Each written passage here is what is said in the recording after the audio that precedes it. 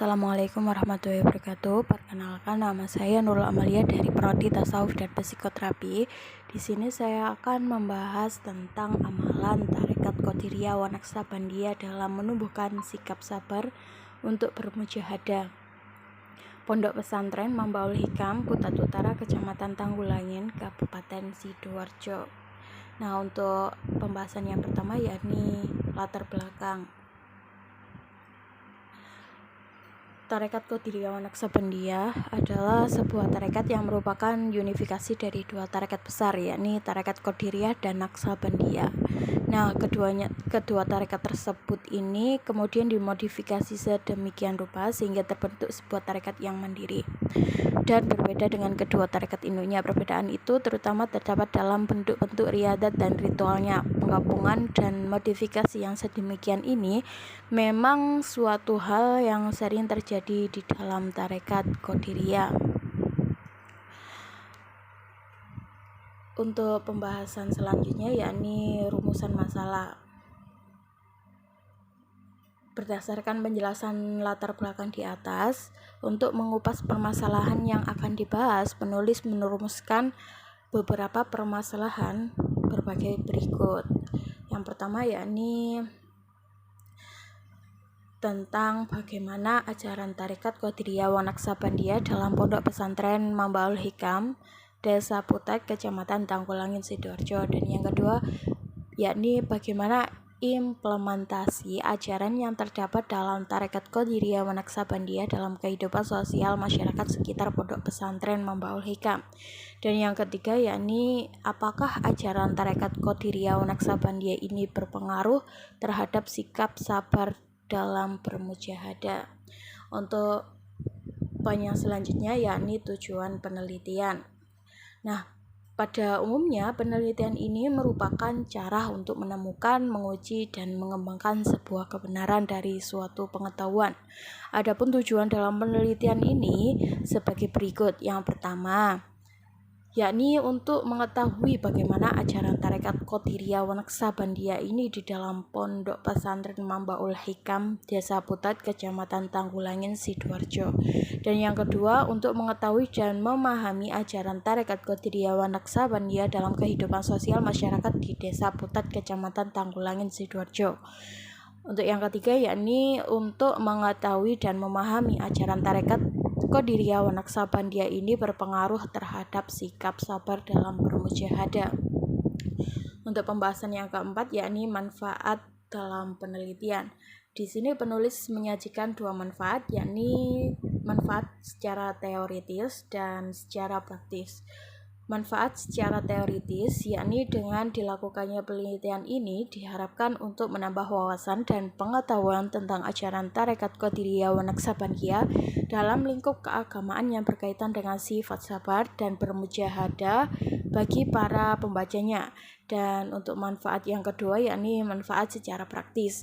Penelitian ini diharapkan bermanfaat untuk menambah ilmu pengetahuan dan memberikan pengalaman bagi pembacanya, serta dijadikan sebuah bahan untuk kajian bagi peneliti lainnya, termasuk perguruan tinggi. Nah, untuk pembahasan yang selanjutnya yakni landasan teori. Pada bab ini akan dipaparkan beberapa landasan teori yang digunakan oleh penulis untuk melakukan penelitian ini. Landasan teori ini termasuk penelitian terkait definisi dan teori yang dibuat dalam buku-buku ataupun makalah ilmiah. Yang pertama yakni ajaran Tarekat Qadiriyah wa Naqsabandiyah. Tarekat Qadiriyah wa Naqsabandiyah merupakan organisasi Sufisme dalam sejarah yang ada di Indonesia sebagai pola keagamaan yang lebih mendalam menuansakan kebatinan. Ini dari ajaran tersebut adalah untuk mendekatkan diri kepada Allah Subhanahu wa taala, yang termasuk di dalamnya yakni berzikir. Dalam ajaran Tarekat Qadiriyah wa Naqsabandiyah ini memiliki peran yang tinggi terhadap kesolehan dan makna hidup mereka. Inti dari ajaran Tarekat Qadiriyah wa Naqsabandiyah ini yakni dengan berzikir. Dan yang kedua yakni implementasi ajaran yang terdapat dalam Tarekat Qadiriyah wa Naqsabandiyah dalam kehidupan sosial masyarakat. Implementasi ajaran tarekat Qadiriyah Naksabandia sendiri mengajarkan tentang melaksanakan amalan zikir, yang mana amalan tersebut bersifat wajib dan harus beristiqomah.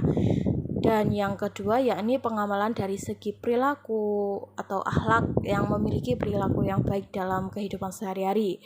Dan yang ketiga yakni pengaruh ajaran tarekat Qadiriyah Naksabandia terhadap sikap sabar dalam bermujahadah. Dalam kegiatan tarekat Qadiriyah Naksabandia ini sebagai sarana untuk meningkatkan spiritual sebagai seorang hamba. Meningkatkan spiritual ini ditandai dengan keridhaan hati Allah Subhanahu wa taala. Seorang hamba akan selalu tenang dan sabar ketika menjalani kehidupannya. Seorang hamba yang telah mencapai kualitas ini akan selalu bersyukur dan melihat sisi baik dari segala ketetapan yang sudah ditentukan oleh Sang Kholik. Untuk pembahasan selanjutnya yakni penelitian yang relevan. Dalam suatu penelitian diperlukan dari dukungan hasil penelitian yang ada sebelumnya atau penelitian terdahulu yang berkaitan dengan penelitian tersebut. Di sini penulis menggunakan jurnal penelitian dari Marwan Salahuddin tahun 2016 dari jurnal yang berjudul Amalan Tarekat Qadiriyah Naksabandia sebagai proses pendidikan jiwa di Masjid Babul Mutakin Desa Keraden Jetis Ponorogo, yang mengungkapkan bahwa amalan yang digunakan dalam tarekat Qadiriyah Naksabandia ini menggunakan amalan sejarah garis besar, yakni zikir dan manakib. Zikir dilakukan secara berulang-ulang dengan ketentuan untuk membersihkan jiwa dari segala macam kotoran dan penyakit. Sedangkan manakib sendiri merupakan kegiatan yang dilakukan membaca kitab secara berjamaah dan dilakukan seperti membaca syair, dengan tujuan untuk mendapatkan berkah dari Allah Subhanahu wa taala melalui perantara Syekh Abdul Qadir Al-Jailani. Dan yang kedua yakni penelitian dari Lia Amelia Rahma 2022. Dari skripsi penelitian yang berjudul Peranan Zikir Tarekat Qadiriyah Naksabandia sebagai terapi pada penderita mental illness di Pondok Pesantren Lembah Suryalaya Kabupaten Sidoarjo, yang mengungkapkan bahwa dalam tarekat Qadiriyah Naksabandia sendiri memiliki ciri khas yang berupa zikir zohir. Berdasarkan data temuan penelitian, zikir zahir memiliki peran sebagai alat pengantar pemberian pemahaman awal untuk membiasakan hambanya selalu mengingat Allah Subhanahu wa taala, dan sebagai bentuk afirmasi dan negasi tidak ada Tuhan selain Allah. Dan yang ketiga yakni jurnal penelitian dari Suhandi tahun 2019 dari jurnal yang berjudul tentang spiritualitas agama dan masyarakat modern eksistensi tarekat Qadiriyah Naksabandia di Abnar Lampung, yang mengungkapkan bahwa amalan yang berupa zikir dan untuk menyebut nama Allah Subhanahu wa taala dan sifatnya sebagai penghayatan yang sepenuh hati dan mendalam yang bertujuan untuk memperoleh hubungan sedekat mungkin atau secara rohani dengan Allah Subhanahu wa taala akan menimbulkan sikap kesabaran, karena dalam zikir biasanya memiliki tujuan yakni untuk membersihkan diri dari sikap yang buruk dan membersihkan jiwa beserta hatinya.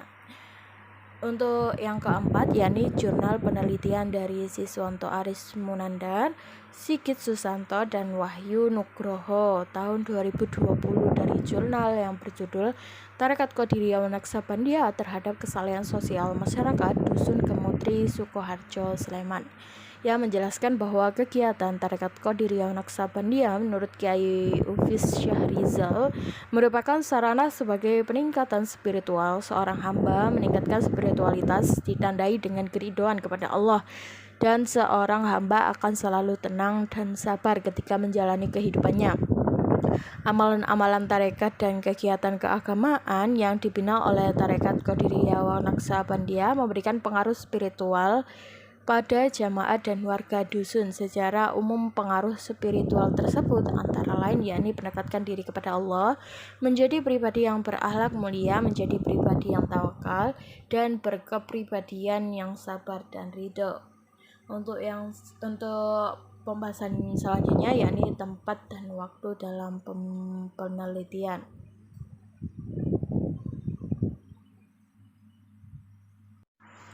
pada bab selanjutnya yakni membahas tentang kerangka pemikiran. Dalam kerangka pemikiran sendiri ini dibagi menjadi 5. Yang pertama, bab pertama ini berisi tentang latar belakang, rumusan masalah, tujuan penelitian, dan manfaat penelitian. Dan pada bab yang kedua ini beberapa penjelasan mengenai tinjauan pustaka, yakni terdiri dari landasan teori. Landasan teori ini berisi tentang pengertian atau definisi yang dicampurkan dengan teori-teori yang ada. Dan yang selanjutnya yakni penelitian yang relevan dan kerangka pemikiran. Kerangka pemikiran sendiri merupakan memberikan uraian yang akan digunakan dalam menganalisis masalah yang ada dalam penelitian. Dan bab yang ketiga yakni membahas tentang metodologi penelitian, yang mana dalam bab tersebut memuat beberapa subbab, yakni tempat dan waktu penelitian, memaparkan secara spesifik lokasi yang digunakan dalam penelitian, serta kurun waktu yang digunakan untuk penelitian. Yang kedua, yakni metode penelitian merupakan sebuah proses yang dipilih secara spesifik untuk menyelesaikan masalah yang diajukan dalam penelitian. Yang selanjutnya, yakni populasi dan sampel yang digunakan untuk diteliti dalam penelitian tersebut. Untuk yang selanjutnya, yakni teknik pengumpulan data, merupakan sebuah teknik yang digunakan dalam penelitian untuk mencari data yang akan digunakan untuk menjawab permasalahan penelitian. Dan teknik analisis data merupakan sebuah teknik yang membahas tentang proses pengolahan data dan informasi yang sudah didapatkan pada saat melakukan penelitian tersebut. Nah, untuk bab yang keempat yakni membahas tentang konsep tingkatan dzikir wirid pada tarekat Qadiriyah wa Naqsabandiyah. Dalam tarekat ini, dzikir merupakan sebuah cara yang dilakukan untuk berulang-ulang dan membaca bacaan la ilaha illallah. Pada bab ini dibagi menjadi subbab. Yang pertama yakni membahas tentang ajaran tarekat Qadiriyah wa Naqsabandiyah. Selanjutnya membahas tentang implementasi ajaran yang terdapat dalam tarekat Qadiriyah wa Naqsabandiyah. Dan yang terakhir yakni apakah ajaran tarekat Qadiriyah wa Naqsabandiyah ini berpengaruh terhadap sikap sabar dan bermujahadah. Dan bab yang kelima yakni terakhir, pada bab ini tuh biasanya berisi tentang kesimpulan dan saran pada penelitian ini. Nah, untuk pembahasan yang selanjutnya yakni tempat dan waktu penelitian. Lokasi penelitian ini berlokasi di Pondok Pesantren Mambaul Hikam, Putat Utara, Kecamatan Tanggulangin, Kabupaten Sidoarjo, Jawa Timur. Nah, peneliti mengambil penelitian tersebut karena dalam pondok pesantren tersebut terdapat sebuah ajaran tarekat Qadiriyah wa Naqsabandiyah yang mana mengajarkan kepada santri-santrinya untuk mendekatkan diri dan selalu mengingat Allah Subhanahu wa taala. Yang kedua yakni waktu penelitian. Penelitian ini dilakukan pada hari Jumat tanggal 26 Mei dan dilakukan dalam jangka 2 bulan, yakni tanggal 26 Mei sampai tanggal 5 Juli 2023. Untuk yang selanjutnya yakni metode penelitian. Metode penelitian sendiri penulisan tugas proposal ini menggunakan metode penelitian kepustakaan atau library research, merupakan penelitian yang dilaksanakan dengan menggunakan literatur atau kepustakaan baik berupa buku, jurnal, dan penelitian terdahulu. Untuk yang kedua yakni penelitian lapangan, field research, berupa tinjauan ke lokasi dan situasi dengan pihak-pihak yang terkait untuk mendapatkan data yang dibutuhkan dalam penulisan tugas proposal skripsi ini. Untuk yang selanjutnya yakni populasi dan sampel. Subjek data penelitian merupakan sumber tempat untuk memperoleh keterangan atau argumentasi dari objek penelitian, sedangkan objek penelitian merupakan sebuah fenomena yang diteliti pada penelitian ini. Santri-santri yang ada di Pondok Pesantren Mambaul Hikam Putat Tanggulangin, Kabupaten Sidoarjo ini mengikuti ajaran Tarekat Qadiriyah Wanaksabandia digunakan sebagai objek penelitian atau informasi yang mendeskripsikan pengalaman sebagai objek penelitian. Untuk pembahasan selanjutnya yakni teknik pengumpulan data. Teknik pengumpulan data yang digunakan untuk membatasi jumlah dan jenis data yang digunakan dalam penelitian ini. Namun demikian, sampling yang digunakan dalam penelitian ini adalah sampling yang relevan dan terkait dengan objek penelitian serta mempresentasikan objek yang diteliti. Jadi penulis ini menggunakan 3 teknik pengumpulan data. Yang pertama yakni observasi. Observasi merupakan kegiatan untuk mengamati secara langsung tanpa mediator ataupun tidak langsung suatu objek untuk melihat dengan dekat kegiatan yang dilakukan oleh subjek pelakunya tersebut. Nah, yang kedua yakni wawancara. Wawancara merupakan suatu teknik yang sering digunakan untuk mengumpulkan informasi atau data dari seorang atau sekelompok orang. Dengan cara wawancara dapat digunakan secara lisan atau tertulis dan dapat dilakukan oleh seorang atau sekelompok orang yang disebut interview. Nah, yang ketiga yakni studi pustaka. Dokumentasi dilakukan dengan mengumpulkan dokumen-dokumen yang berkaitan dengan penelitian seperti buku-buku, laporan ataupun literatur lain yang memiliki korelasi dengan penelitian ini. Nah, terkait teknik ini dilakukan oleh peneliti untuk memperkaya data guna memperdalam analisa fenomena subjek yang telah diteliti. Untuk pembahasan yang terakhir yakni teknik analisis data. Nah, teknik analisis data ini dibagi menjadi 3. Terdapat reduksi data merupakan sebuah proses pemilihan, pemusatan perhatian pada penyederhanaan, dan yang kedua yakni penyajian data atau display data sebagai komponen analisis kedua, sajian data yang merupakan suatu rakitan informasi deskripsi dalam bentuk narasi. Nah, yang ketiga yakni penarikan kesimpulan dan verifikasi. Dari awal pengumpulan data, peneliti itu sudah harus memiliki arti dari berbagai hal yang ditentukan dengan melakukan pencatatan pola-pola, tanya jawab, dan sebab akibat dan berbagai responsi dari yang lainnya.